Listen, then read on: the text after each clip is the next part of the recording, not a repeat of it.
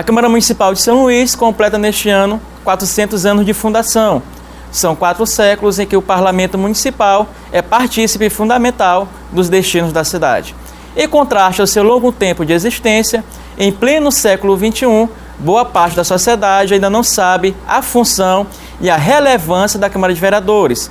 Muitos definem, genericamente e erroneamente, como um apêndice do Poder Executivo, desconhecendo qual é a função inerente aos seus membros. Os vereadores são responsáveis pela criação das leis que organizam e regulamentam a cidade e por fiscalizar o Poder Executivo Municipal. Na prática, isso destoa de uma realidade onde cada vez mais o edil é tratado como vetor principal de uma política assistencialista impregnada no rol da sociedade em função da dura realidade vivida por seus membros. A Câmara serve de amparo da população que sente-se mais próxima do seu representante. São Luís, uma metrópole que passa por um cabedal de problemas, necessita, em um novo momento, do empenho de todos para mudar um cenário laborioso. Responsabilidade a cargo, sobretudo, dos representantes delegados pelo povo. Quando, em 4 séculos de existência, é realizado o primeiro concurso público, isso remete a muitos desafios pela frente, perpassando por uma aproximação maior do cidadão e uma percepção mais esmerada das deficiências e problemáticas da cidade. De mais a mais, a Câmara Municipal de São Luís precisa se modernizar, avança na transparência, está conectada aos novos áreas de uma dinâmica imprimida na política, onde ética, respeito, eficiência urge estar integrada à melhoria da qualidade de vida dos moradores. A Câmara Municipal de São Luís tem desempenhado esse papel? Esse é o assunto em pauta hoje no Resenha.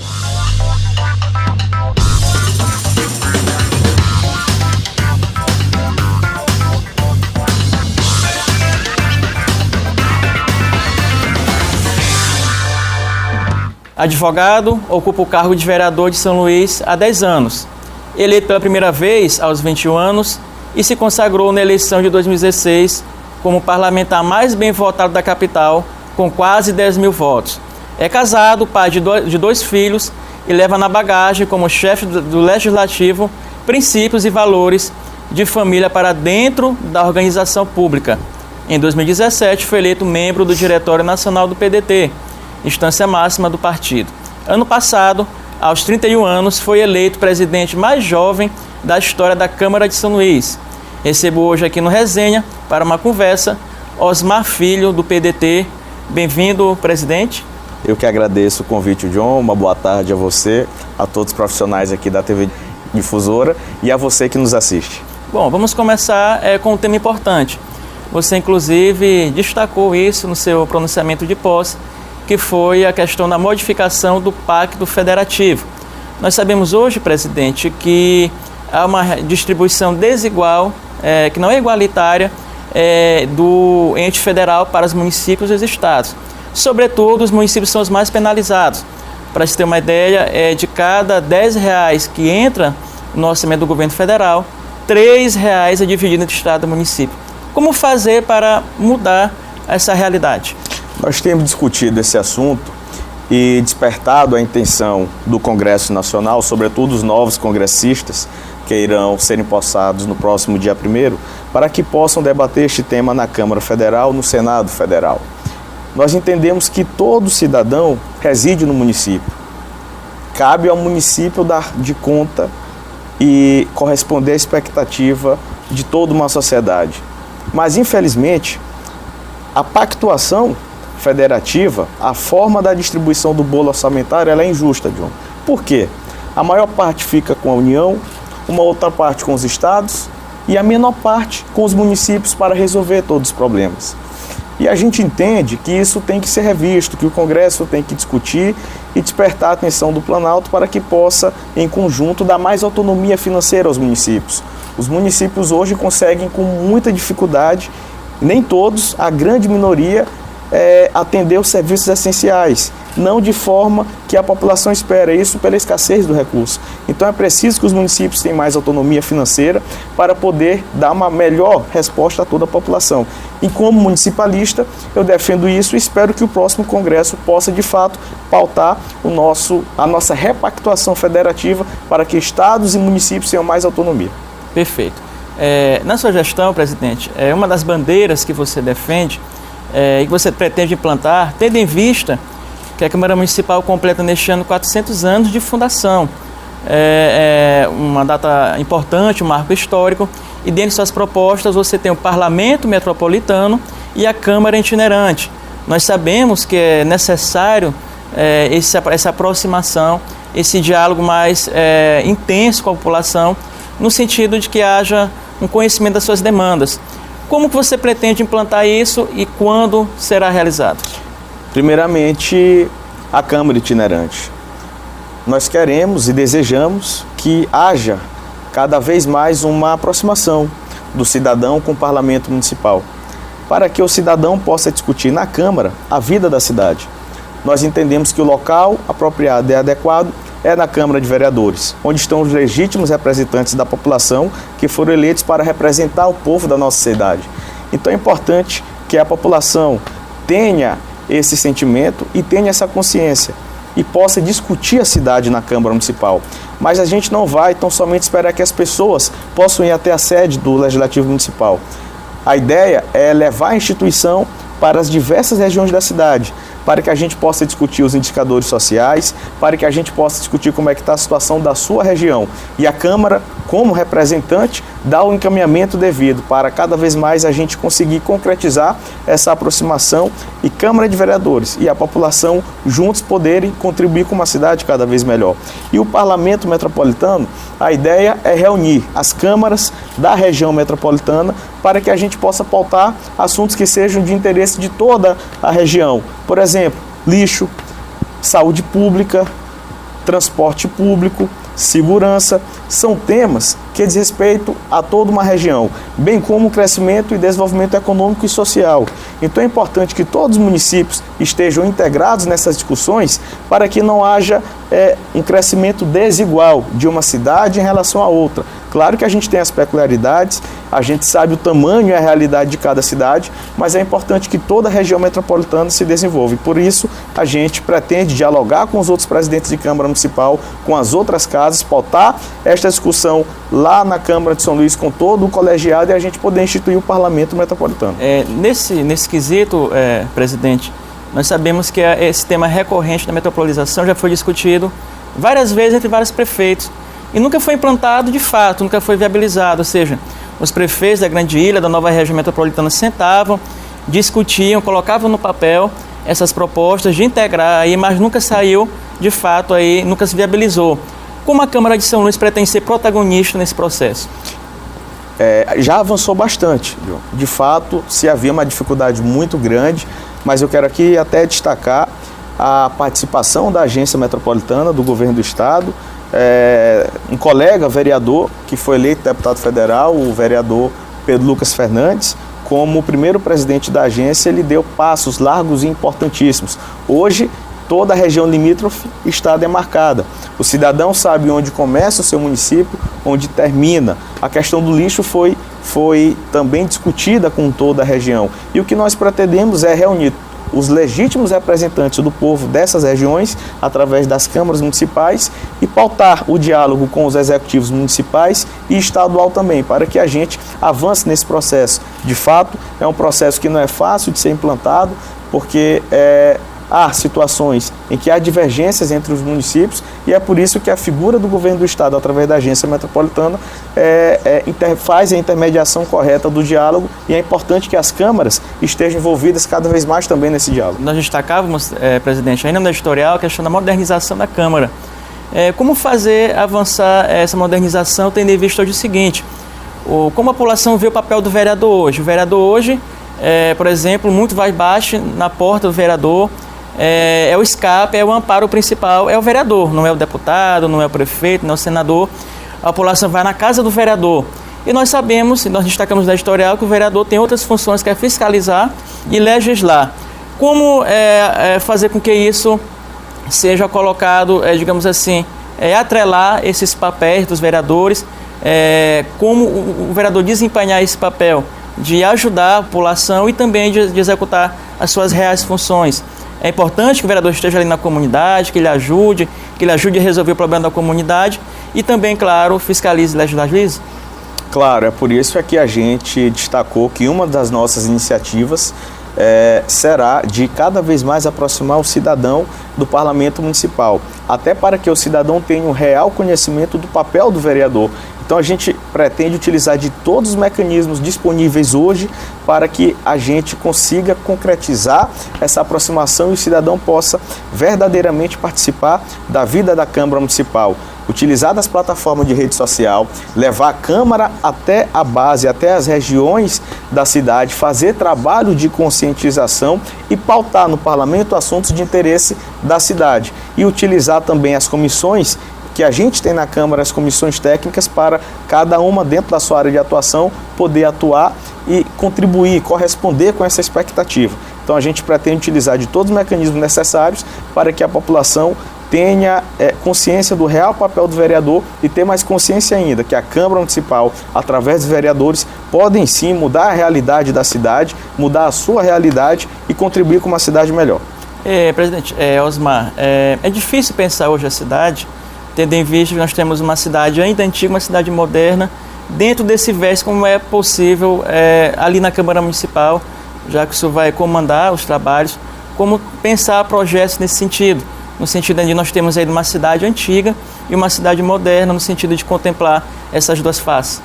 Eu acho que a modernidade é em um extremo e de um outro lado também. Esse nosso resgate histórico é uma combinação perfeita. Nós temos uma cidade com mais de 400 anos, 406 anos de fundação. Nós temos uma Câmara Municipal que este ano completará 400 anos também de fundação. Então a gente tem que resgatar todo esse contexto histórico e procurá-lo inserir na era da modernidade também. Então eu acho que a gente, buscando a modernidade, buscando atuar com transparência, buscando cada vez mais corresponder à expectativa da população, não também perdendo de vista o foco para o nosso contexto histórico, a gente vai conseguir avançar bem. Exemplo disso é o local onde a Câmara hoje está sediada, que é no Centro Histórico, onde a gente observa que o Centro Histórico tem recebido uma atenção especial tanto da Prefeitura quanto do Governo do Estado. O Governo Federal também, através do IPHAN, tem dado uma atenção especial ao Centro Histórico. Então, eu acho que é uma forma de valorizar a nossa história, de resgatar toda a nossa história e cultura e valorizar o nosso povo. Nós temos hoje também uma pauta muito importante aqui na cidade de São Luís, que é a questão do plano diretor. Isso é bem recorrente, inclusive já se marcou as audiências para se discutir, as audiências de instrução do plano diretor.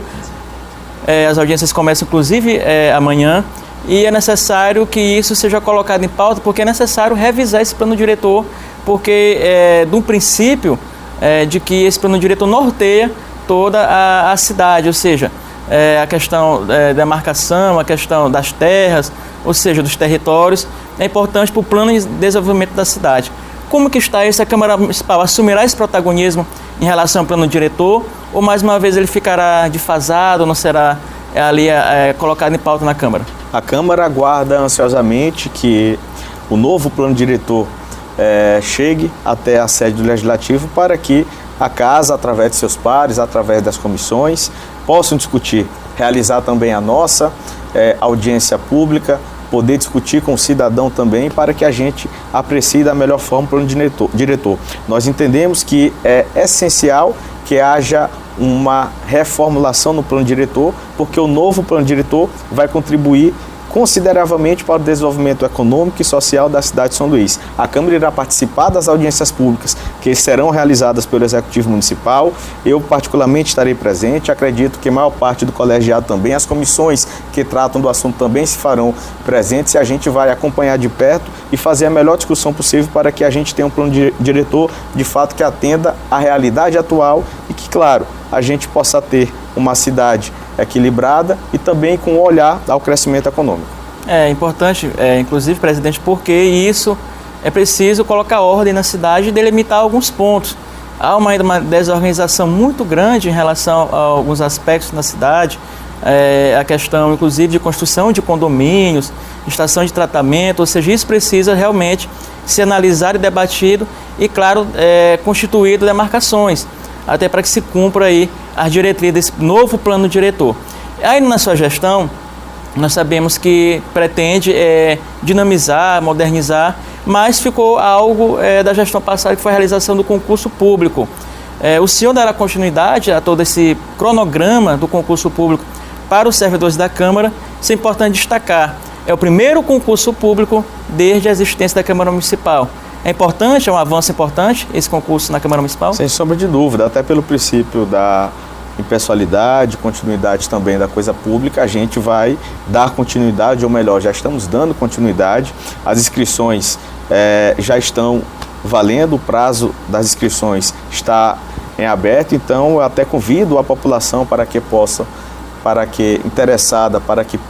fazer a sua inscrição e participar do primeiro concurso público da história da Câmara Municipal de São Luís. Eu tenho certeza, John, que com os novos profissionais que serão contratados a partir do concurso público, a Câmara vai evoluir bastante, com pessoas cada vez mais capacitadas que darão a sua contribuição dentro das suas funções para uma Câmara cada vez melhor. E voltando ao assunto também do plano diretor, o que você destacou é muito importante.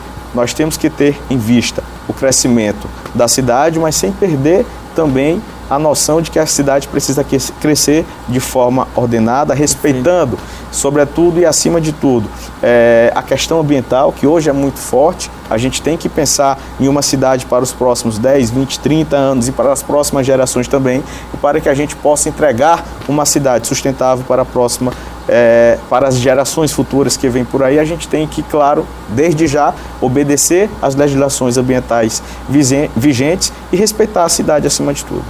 Nesse aspecto, presidente, o prefeito Edivaldo Holanda Júnior é do PDT, é do seu partido, mas nós sabemos que os poderes são independentes, tanto a Câmara Municipal, o Poder Executivo. Como será a sua relação ante o prefeito Edivaldo Holanda Júnior, ali como presidente da Câmara Municipal?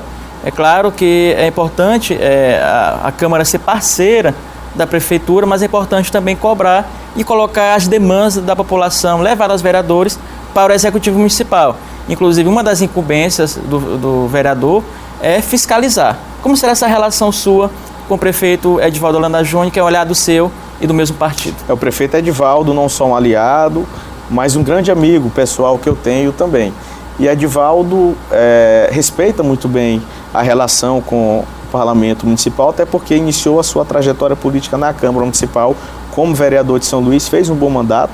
Então, o prefeito Edivaldo sabe diferenciar, sem sombra de dúvida, as relações entre os poderes. A Câmara é um poder autônomo, a Câmara é um poder independente, mas, claro, a própria Constituição prevê que se busque uma harmonia entre os poderes para que a gente possa convergir as ideias em prol de uma cidade melhor. A Câmara sempre esteve à disposição do Executivo e de todo e qualquer segmento, seja público ou privado, para as causas que sejam de fato de interesse da população. Assim também vai permanecer durante toda a nossa gestão, mantendo essa relação de autonomia e independência, mas sem perder também de vista a harmonia que é salutar para o desenvolvimento. Nesse sentido, quais são as prioridades hoje que você avalia? Qual a sua análise hoje das principais, digamos assim, demandas da cidade de São Luís? É na infraestrutura, é na saúde, na educação? O que deve ser colocado em pauta como prioridade ali entre os vereadores de São Luís? Nós sabemos que o país hoje passa por uma grande crise, que afeta e atinge principalmente os estados e os mais de 5 mil municípios brasileiros. Então é importante que a Câmara haja com criatividade e com prudência, pautando assuntos que possam contribuir para que esta crise não atinja a nossa cidade, ou melhor, não atinja com tanta força a nossa cidade, porque atinge todos os municípios. Então nós temos que pautar assuntos que contribuem para a geração de emprego e renda. Em 2017, o CAGED definiu e pontuou um ranking das cidades que mais geraram emprego no Brasil. São Luís foi a segunda capital que mais gerou emprego no ano de 2017. Então a Câmara vai dar a sua contribuição, vai pautar políticas públicas que vêm a cada vez mais contribuir para que São Luís seja uma cidade que gere emprego e renda. Na proporção que a gente consiga gerar mais empregos, a gente vai ter uma maior circulação de valores dentro da nossa cidade, uma maior arrecadação, e o Poder Executivo vai ter condições de investir. O próprio concurso público da Câmara é um exemplo disso. Está gerando emprego para que a economia da cidade dê uma impulsionada e a gente possa atravessar esse momento de crise. Então, eu acredito que o grande desafio da Câmara será de pautar temas e políticas públicas e legislar sobre matérias que vêm contribuir com a geração de emprego e renda na nossa cidade. O senhor assumiu recentemente, claro, a Câmara Municipal, mas já tem algo inovador e positivo, que é a implantação do setor de gestão de qualidade administrativa ali na Câmara Municipal. Como é que funciona isso, presidente?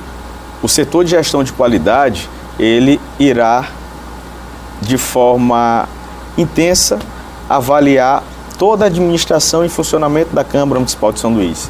Nós entendemos que a Casa é um órgão onde todo setor tem que funcionar bem para que lá na ponta os vereadores possam desempenhar bem o seu papel. Então o setor de gestão de qualidade estará de forma contínua, de forma diária, domingo a domingo, avaliando todos os setores da Casa, desde o setor de serviços gerais até todo o processo legislativo, para que a Casa, de forma sincronizada, exerça bem o seu papel, e quem vai sentir essa melhoria, sem sombra de dúvida, é a população.